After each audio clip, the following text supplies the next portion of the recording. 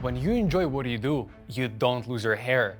Guardiola is bald, he doesn't enjoy football, said Jose Mourinho in 2014 during one of many clashes with Pep. He wanted to break Arsene Wenger's face. Alex Ferguson told the Portuguese to shut up, and Unai Emery called the special one a crybaby. At the same time, the likes of Didier Drogba, Zlatan Ibrahimovic and Xabi Alonso consider Mourinho the greatest coach in history and the ones who changed their lives. Jose is not just someone who splits opinions, but like it or not, also an exceptional manager. His divisive persona is one of the reasons why he got successful against all odds.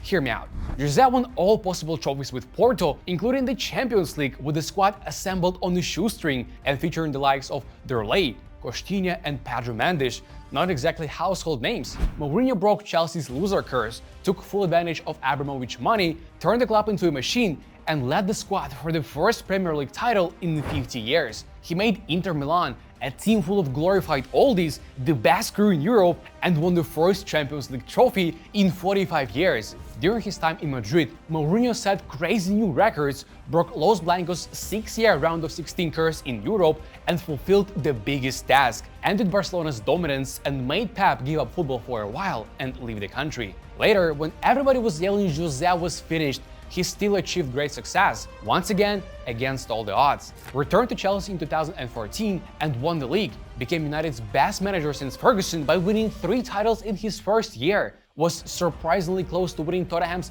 first trophy in many years if it wasn't for a weird sag.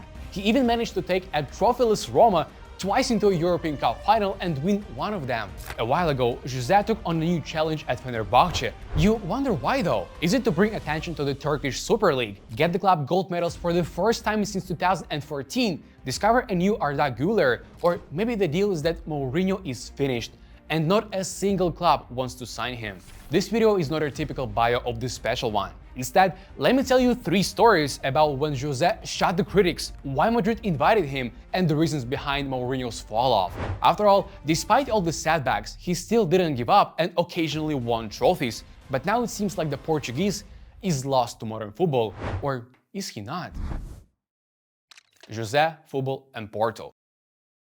Mourinho grew up in the family of a professional footballer and followed in his father's footsteps. However, he hung up the boots at 24 after quickly realizing his limitations as a player. After graduating with a major in physical education and coaching teams like Vitoria and Estrela, the special one ended up at Sporting, not as a manager but as a translator for the new coach, Englishman Bobby Robson. However, Jose's role was not limited to just translating. He'd come back and hand me a dossier that was absolutely first class. They were as good as anything I had received. Here he was in his early 30s, never been a player or a coach to speak of, giving me reports as good as anything I ever got. After a brief stint at Sporting, the Robson-Mourinho duo moved to Porto and proceeded with dominating Portuguese football, reaching the semi-finals of the Champions League 6 months later. As a result, in 1996, Bobby Robson took over at Barca, of course, taking his assistant with him.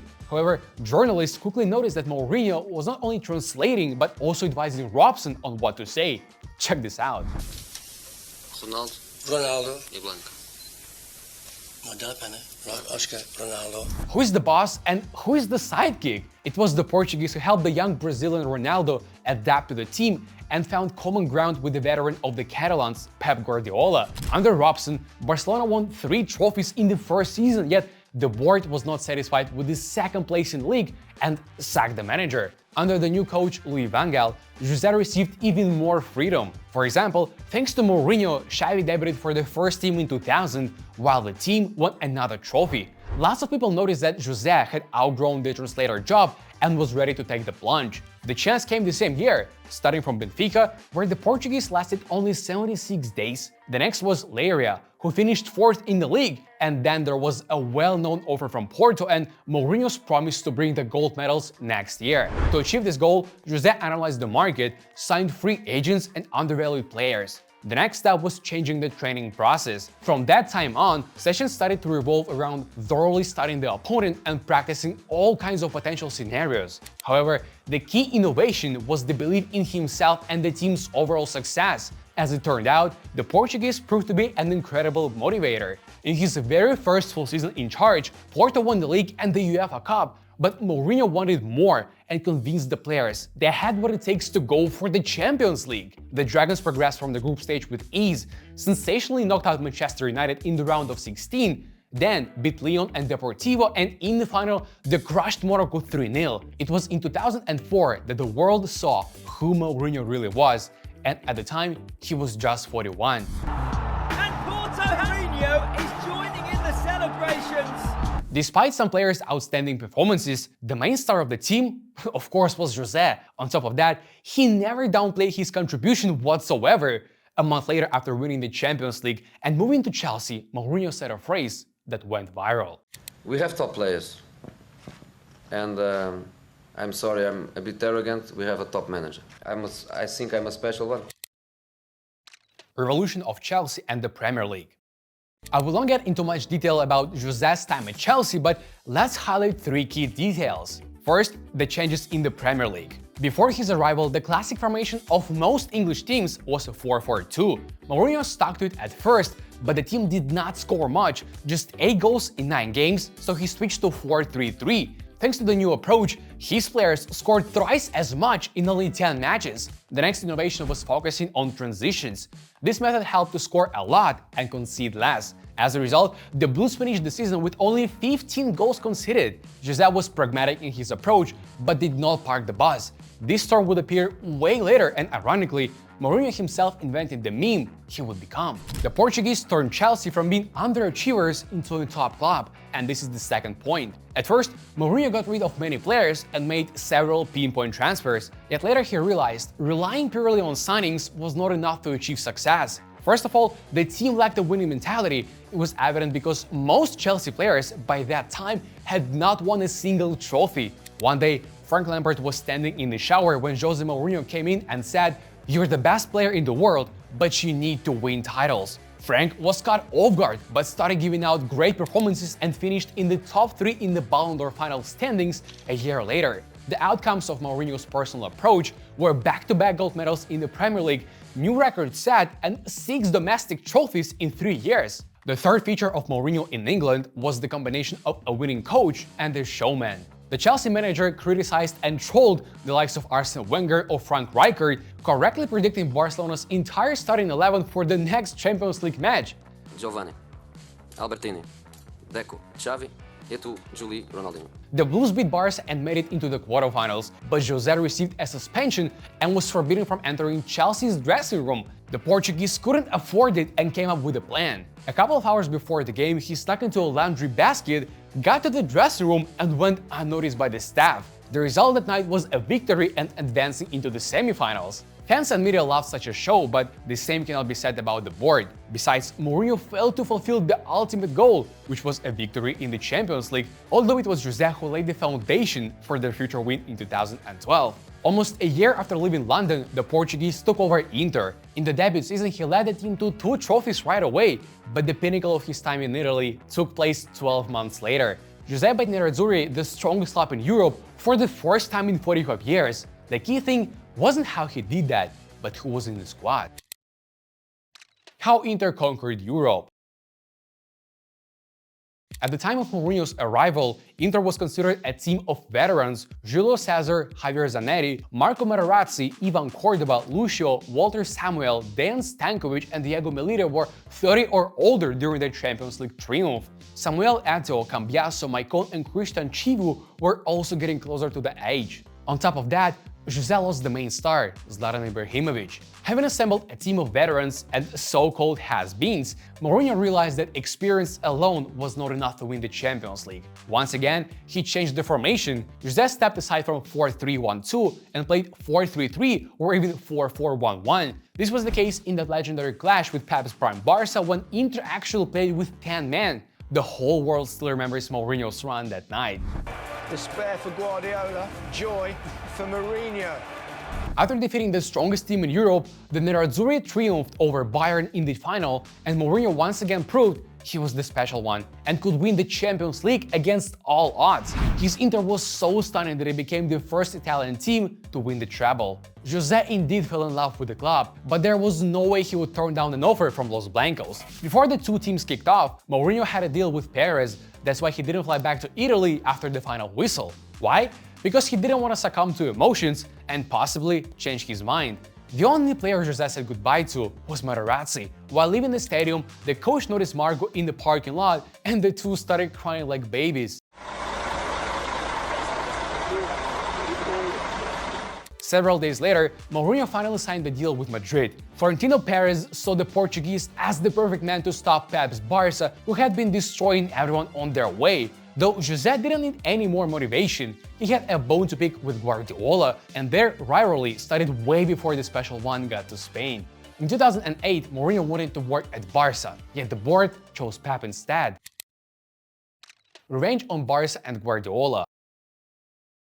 At the new club, a motivated Jose went on the classic transfer spree, yet despite that, the team still suffered a 5-0 defeat to Barca in November, with Florentino Perez regarding it as the worst game in the history of Real Madrid. Mourinho, however, did not lose the hope of revenge, as Los Blancos were set to face Barca 4 times in 18 days a few months later. First, the teams drew 1-1 in the Liga, a result that didn't significantly bother the Catalans at the top. Then was the Copa del Rey final, preceded by a clash of words with Pep at the press conference. Tomorrow at 8:45, we'll play in the field. Outside, he has won the entire year, the entire season, and probably always will. In this room, he's the fucking leader, the fucking boss, the person that knows everything about the world. Blustered the Spaniard before the game, Real Madrid won. Then came the Champions League semis. Barca defeated Madrid in the first match, and Guardiola got a standing ovation from his players, while Jose was sent off, expectedly. Yet Mourinho kept messing with Pep even after a red card and said, "I would be ashamed to have won it with the scandal of Stamford Bridge, and if he wins it this year, it will be the scandal of the Bernabeu. I hope that one day he can win a proper Champions League." In the second leg, the teams drew 1-1, and Barca went on to win their 4th Champions League. The next year, Jose added even more fuel to the fire. Following Marcelo's brutal tackle against Fabregas in the Super Cup final, tempers frayed between both sets of players and coaches. In between, Mourinho did the unthinkable. He poked Pep's assistant Tito Villanova in the eye. Mourinho passed on his aggression to the players and did not shy away from playing cynical football at times. With a 4-2-3-1 formation, he created an ideal counter-attacking model with lightning-fast transitions from defense to attack. That was the opposite of Barca's tiki-taka style. In the end, Real Madrid only failed to win 6 games, scored 121 goals in La Liga, and secured the gold medals that year. The fantastic form allowed Madrid to achieve 3 unique La Liga accomplishments: record points and goal tally, the best goal difference, and the biggest number of victories in the league. Mourinho needed only 2 seasons to stop Barca's hegemony and make Guardiola's life a misery. The Spaniard couldn't withstand the battle, and at the end of the year, confessed he felt worn out. In May 2012, Pep left Spain and took a sabbatical for a year. Yet after such a success and seeing his big enemy crumble under pressure, Jose suffered a setback, as it was his so-called third season syndrome, when the special one just won the Spanish Super Cup and later called the period a failure. Many consider this point as the beginning of Mourinho's downfall. Did he really fall off? Let's look at Jose after Madrid. During his second spell at Chelsea, he won the English Cup and the Premier League title for the first time in 5 seasons. With the crisis hit United, Mourinho won 3 trophies in 2.5 years and finished second in the league, which remains the best result since Ferguson.